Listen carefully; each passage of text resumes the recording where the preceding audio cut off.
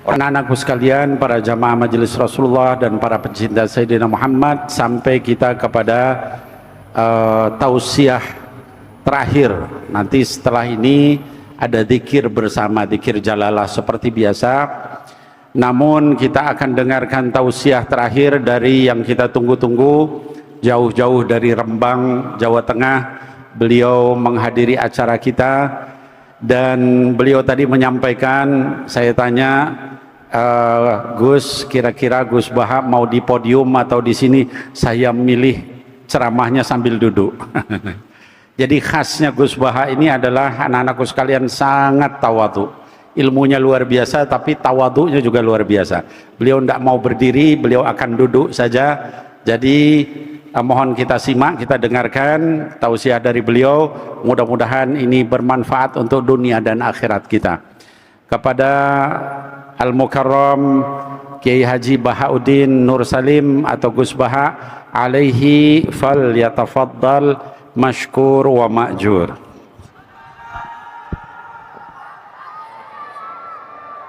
Ini nanti tak kasih kanan, tak kasih dua lagi. Saya punya hutang ngasih kita.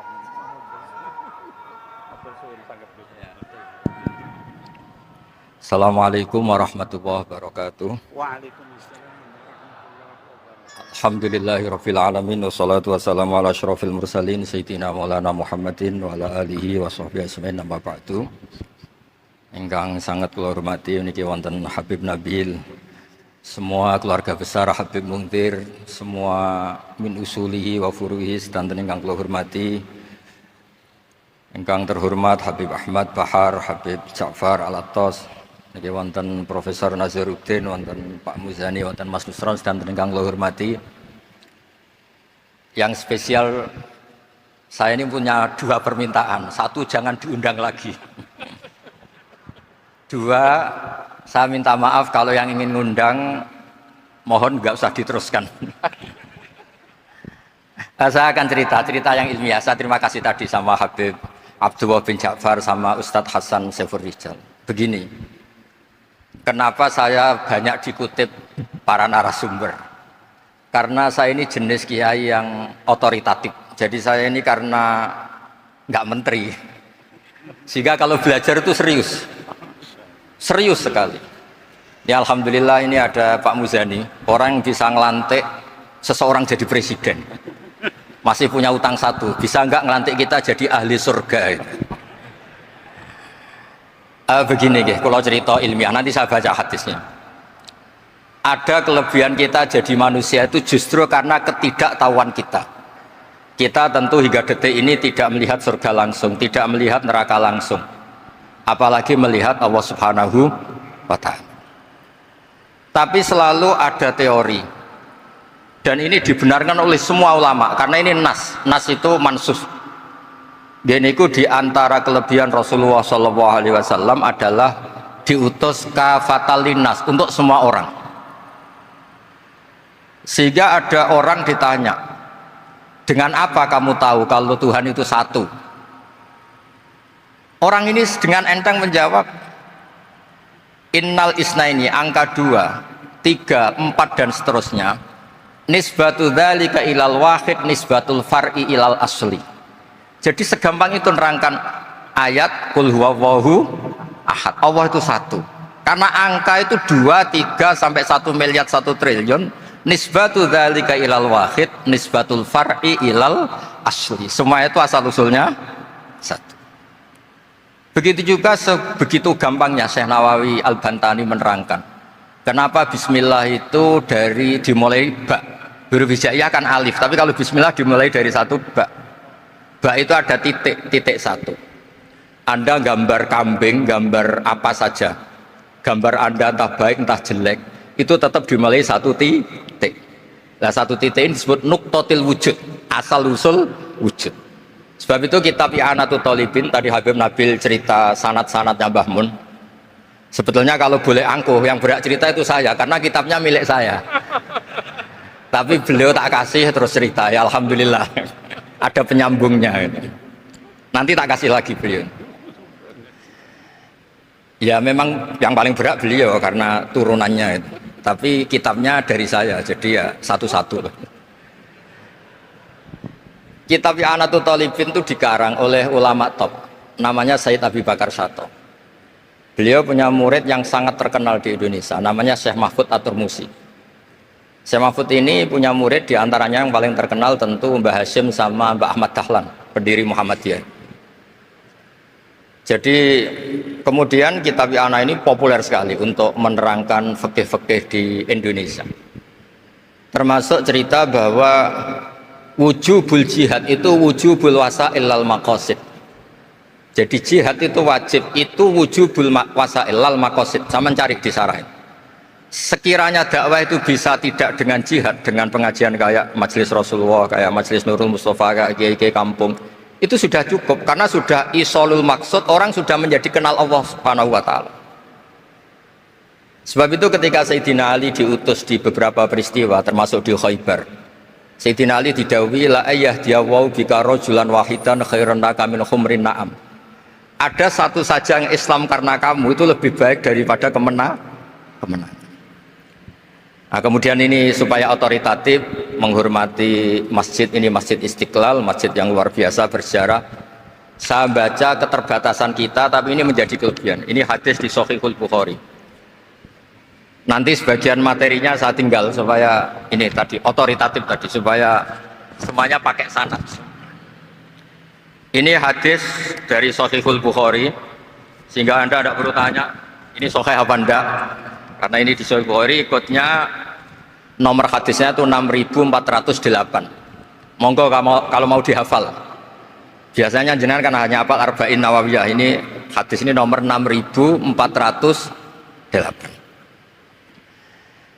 Ada keterbatasan yang akhirnya menjadi kelebihan kita, yaitu kita tidak tahu Allah Subhanahu wa taala. Suatu saat para malaikat ditanya, apakah mereka yang membaca tasbih di sini, misalnya di Istiqlal ini, ngerti saya? Kata Allah. Kata malaikat, tidak tahu. Fayaqulu hal ra'auni. Qal fayaqulu la wallah ma ra'auka. Qal fayaqulu kaifa la ra'auni. Yaquluna la ra'auka kanu asyadda laka ibadatan wa asyadda laka tamjidan wa aktsara laka tasbihan. Andaikan manusia itu ngerti engkau ya Allah, maka tasbih mereka ini akan lebih dari kita. Saya beri contoh, ini terutama untuk dzurriyyah Rasulullah SAW. Nabi itu manusia, bashar, tapi lakal bashar.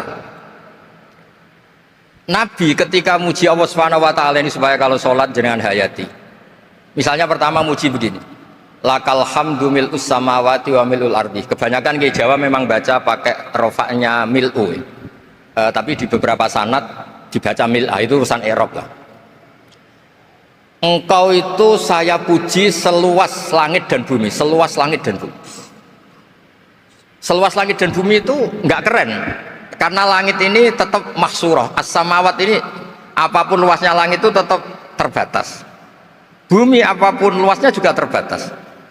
Apa yang diteruskan oleh Rasulullah SAW? Wa mil'u ma syi'ta min syai'im ba'd. Dan pujian saya ini ya Allah sesuai kehendakmu, sejumlah kehendakmu, karena ini yang tidak terbatas.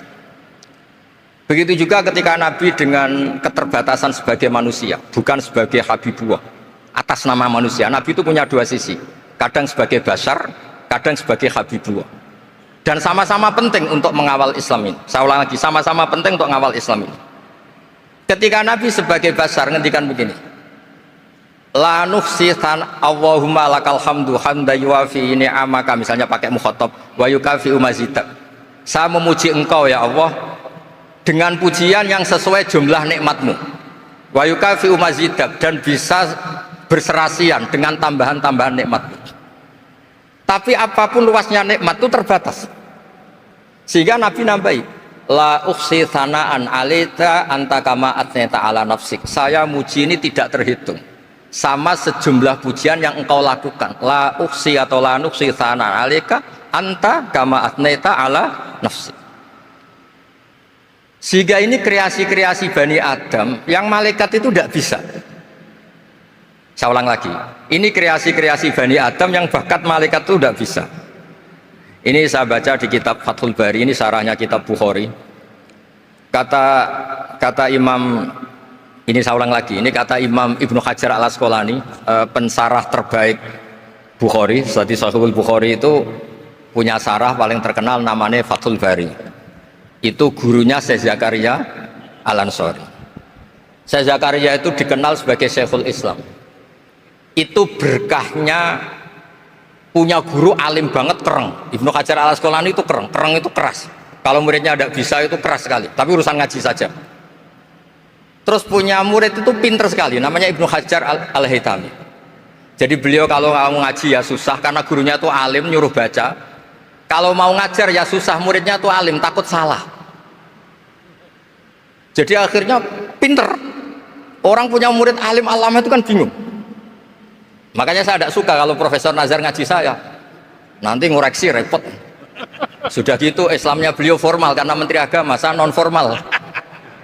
Lama-lama Islamnya beliau legal, saya ilegal. Kan jadi repot nanti.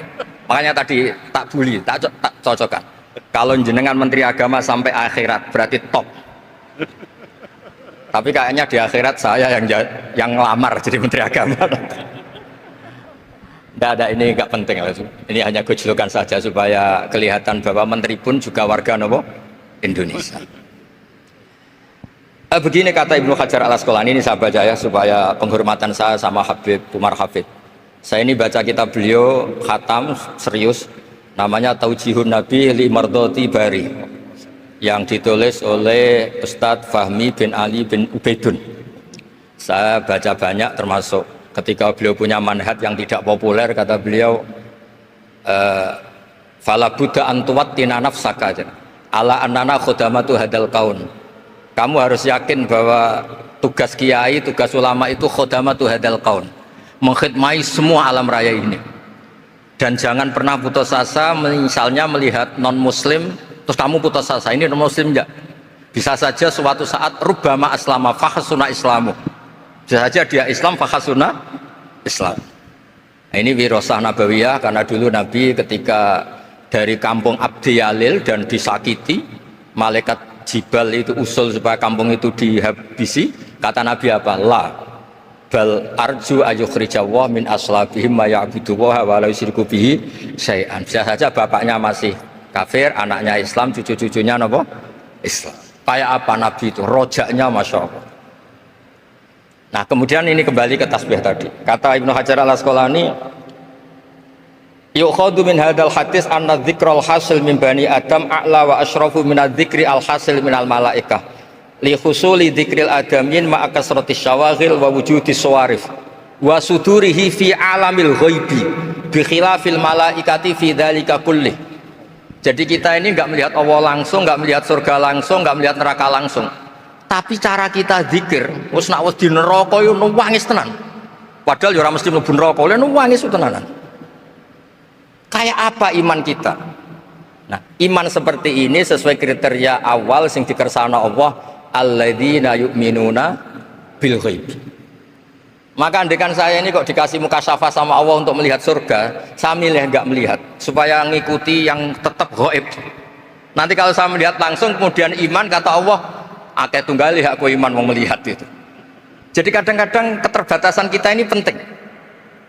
Makanya masyhur Nabi pernah ngendikan tuba liman ro'ani wa amanabi, tapi wa tuba liman lam yaroni wa amanabi. Kalau orang melihat saya kemudian iman itu biasa. Ini orang zaman akhir tidak melihat saya tapi iman. Kadang-kadang itu enggak lewat Habib yang ganteng itu, enggak lewat Mudin. Mudin di kampung rapati di duwe, ngono iku mulang tauhid ya mandi. Islam itu digawa Habib ya mandi, digawa menteri ya mandi, digawa Mudin ya mandi. Karena Islam itu kafatal, napa kafatal. Nah yang nggak dipunyai malaikat adalah tadi seperti cerita saya tentang Imam Amudi. Segampang itu. Makanya di tradisi pondoknya Mbah Maimun itu ada tradisi qaddimid dirayah ala riwayah. Logika riwayat itu penting karena itu menjadi nyaman. Ya kayak tadi, Allah itu satu. Ketika kita berpikir angka 2, 3 sampai sekian miliar, sekian triliun, nisbatu dzalika ilal wahid, nisbatul far'i ilal asli. Semua itu dibanding angka 1 adalah cabang. Gambar kayak apa ruwetnya, dinisbatkan asal usulnya mesti satu nuktoh, yaitu satu titik. Nah satu titik ini kata pengarang I'anatul Thalibin, bi kana makana wa bi yakunu mayak. Nah kemudian terakhir, ini nggak boleh lama-lama. Kalau lama-lama nanti sampean pinternya nyanyi saya, jadi sudah itu. Tapi nggak apa-apa lah. Saya ini termasuk kiai yang sudah diundang. Ini termasuk Pak MPR, nggak boleh ngundang saya. Pak Nusron apalagi nggak boleh. Itu kalau di kampung sama saya hormat, kalau di sini kok kayak menteri gitu. Menteri betul tapi. Lah gurunya dia itu teman saya gitu. Jadi tanya ini kalau nggak percaya. Makanya kalau sama saya beliau cium tangan, saya sebetulnya ya nggak siap dicium tangan menteri itu nggak siap. Apalagi dihormati Pak Nazar nggak siap, nanti dikira minta haji malah repot. repot. Saya ini tadi bisik-bisik itu urusannya ilmu tasawuf, ya ada urusannya dengan haji. Nah, cocokan. Kenapa beliau suka ilmu tasawuf? Saya kan sering lihat beliau ceramah di TV. Katanya obat Gus, obat. Orang kalau belajar tasawuf kan kepenak itu. Kayak wis ahli swarga kan kepenak di tasawuf itu kan memang. Sekarang saya cerita tentang ini karena bidang yang saya tekuni. Ada kitab tentang ulumul Quran namanya Al-Mufradat fi Gharibil Quran. Dikarang oleh Ar-Raghib Al-Asfihani. Ini kitab luar biasa. Di situ hanya cerita lafat-lafat per kata. Saya tadi sebelum kesini ngajar dulu di pondoknya Beki, Baitul Qurannya Pak Kures. Karena memang saya termasuk pengajar di sana. Artinya kalau saya sering ke situ jangan iri, memang saya termasuk pengajar di sana. Termasuk pengajar yang keren maksudnya. Keren itu artinya pakai referensi, bukan asal. Begini kata kitab itu. Rasulullah SAW itu kan punya nama Muhammad, orang yang banyak sikapnya atau semua sikapnya terpuji. Termasuk ketika sebagai manusia, sama kita termasuk ketika sebagai apa? Manusia. Sebagai manusia aja Nabi gak pernah salah. Begini kata kitab itu. Nabi-nabi yang keren-keren itu, sama lihat di Ahaditsus Syafa'ah, itu masih egois. Ketika ada haulul mauqif, ada prahara mauqif, itu semua nabi bilang nafsi, nafsi, nafsi, nafsi. Ketika dimintai syafaat bilang nafsi, nafsi. Tapi Rasulullah SAW itu beliau ngendikan ummati, ummati. Dan beliau ketika dimintai syafaat kata beliau, sudah, analah, saya bisa memberi syafaat. Kata beliau, fa'akhirru lillahi ta'ala sajidan fayaqulu li ya Muhammad irfa' ra'sak wasal tu'tah wasfa'tu syaffa'. Kayak apa hebatnya Rasulullah SAW? Umumnya para nabi melihat akhirat itu sudah akhir dari semua amal. Itu menurut Nabi Muhammad gak keren. Allah itu gak bisa didikte akhirat. Allah itu Tuhan, tetap yaf'alu ma yasha. Jadi gak bisa misalnya sudah akhirat orang nyuwun sewu terus tanya, ya Rasulullah ini sudah akhirat kok jenengan sujud bareng ini gimana? Ini sudah nggak darul amal tapi ini darul jaza. Tidak bisa. Akhirat nggak bisa dibatasi. Karena akhirat nggak bisa membatasi Allah, Nabi tetap dengan rileksnya minta sama Allah. Fa ahmaduhu bima hamida allamani ya rabbi. Kemudian saat itu saya muji-muji Allah dengan pujian yang luar biasa. Terus kata kitab itu, fa Muhammadun Ahmadu min wairihi. Makanya beliau punya nama Ahmad. Ahmad itu afal tafdil, bukan fi'il mudhari' waqi' mutakallim. Ini pernah madrasah dulu di Qudsiyah. Tamat terus. Beliau kalau di rumah hormatnya enggak kayak tadi, lebih dari itu. Tadi di sini pejabat terus. Sembrono ya di sini itu ya, tapi enggak apa-apa itu. Tadi sudah dipuji, akhlaknya baik, apa-apa baik, alhamdulillah. Fa Muhammadun Ahmadu min ghairihi. Ketika para nabi gak bisa muji Allah di mahsyar, bahkan mereka itu nyuwun sewu egois, hanya mikir diri sendiri, nafsi-nafsi. Rasulullah Muhammad ini punya nyali untuk muji Allah dan tetap mengajukan permohonan apa? Syafaat. Makanya disebut fa Muhammadun Ahmadu min ghairihi. Sampeyan lihat di Bukhari, di Muslim. Fa Ahmadu fi mahamida allamaniha rabbi. Tetap muji-muji Allah. Bukti bahwa teori saya benar dan otoritatif adalah yang nggak bisa hilang di surga itu juga wiridan. Ketika kita masuk surga, apa kita kegiatannya? Da'wahum fiha subhanakallahumma wa tahiyyatuhum fiha salam wa akhiru da'wahum alhamdulillahi rabbil alamin. Nah, Kemudian ini juga yang terus kemudian dinyatakan al-baqiyatus sholihat. Ini kalimat-kalimat yang abadi. Karena apa? Di dunia ya kita bilang subhanallah alhamdulillah, di akhirat dia bilang subhanallah. Kayak apa kerennya kita sebagai Bani Adam? Nah, makanya disebut alladzina yu'minuna bil ghaibi. Wong tidak melihat Allah, tidak melihat surga, tidak melihat neraka, tapi iman kita ini kayak iman sing musyahadah. Iman sing hakul yakin, ainul yakin. Kenapa demikian? Ya karena tadi kita diajari terus menerus oleh Rasulullah SAW. Yang terakhir saya cerita mukjizat. Ini juga terkait dengan betapa mudahnya hadat din ini di logika, dicerna. Kata Rasulullah SAW, sabda Nabi di hadis, salang lagi ini hadis sahih di bab awal Fadailul Quran di Sahihul Bukhari. Dicek, kalau nggak percaya dicek. Ma minal anbiya'i nabiyyun illa u'tiya minal ayati ma misluhu amana alaihil bashar.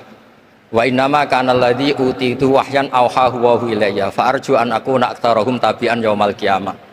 Enggak ada nabi kemudian kecuali dikasih wahyu, dikasih mukjizat.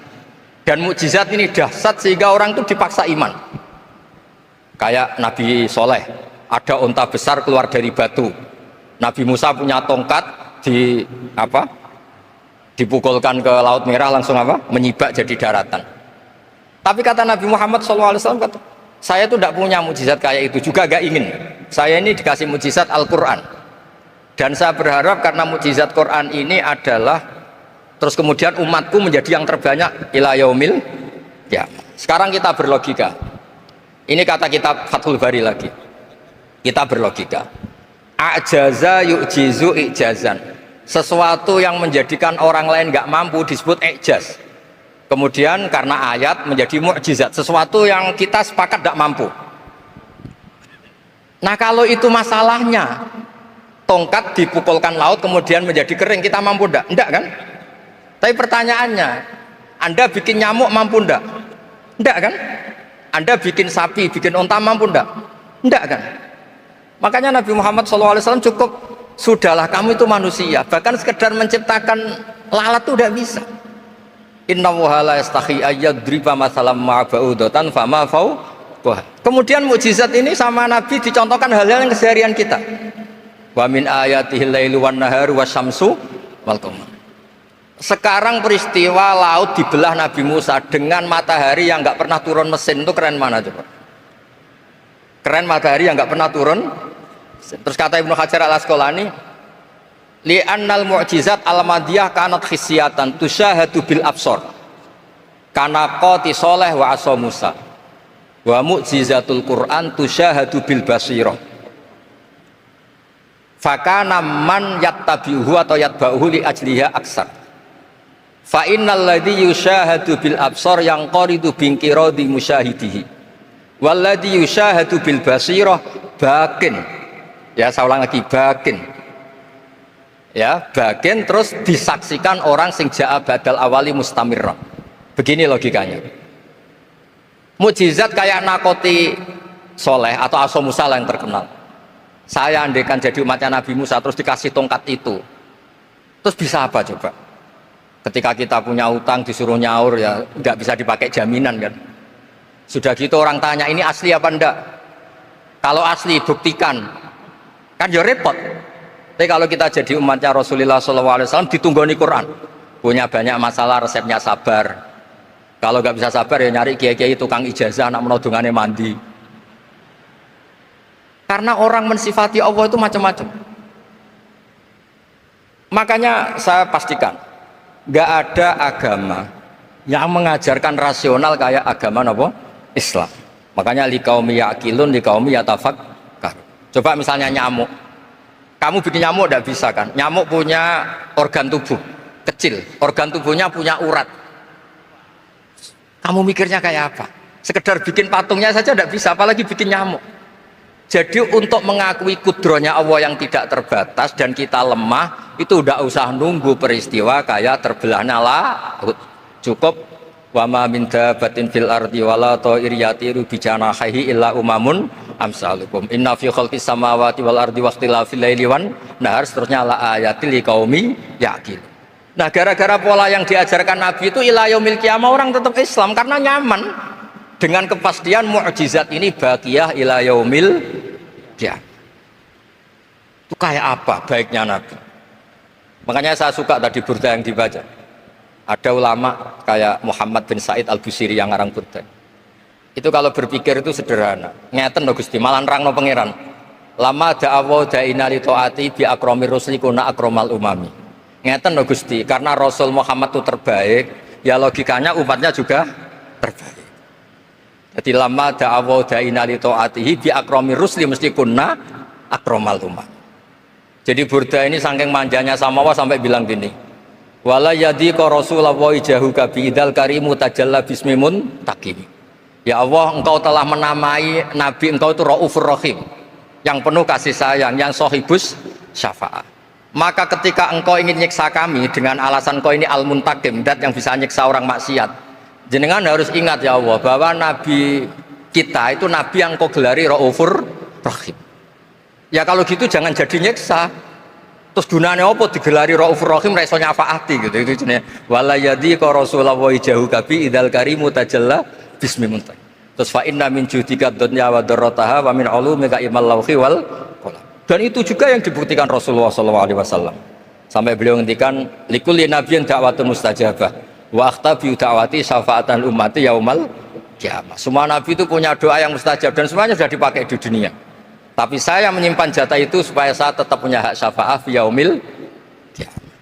Terus ini bukti-bukti bahwa ilmu yang selama ini diajarkan para habaib, para kiai itu otoritatif. Saya hanya bantu jenengan memastikan kalau hadis itu sahih dimaknai oleh ulama-ulama yang kredibel. Ya, perjanjian terakhir tadi. Saya ini termasuk kiai yang sergap tanya Mas Nusron. Pak Muzani juga pernah ke rumah saya. Meja saya itu isinya ya kitab. Habib Nabil pernah ke kamar isinya kitab. Jadi kalau jenengan ngundang saya itu berhadapan-hadapan sama hukumnya Allah, yaitu ganggu orang belajar gitu aja. Mohon ngoten mawon. Assalamualaikum warahmatullahi wabarakatuh.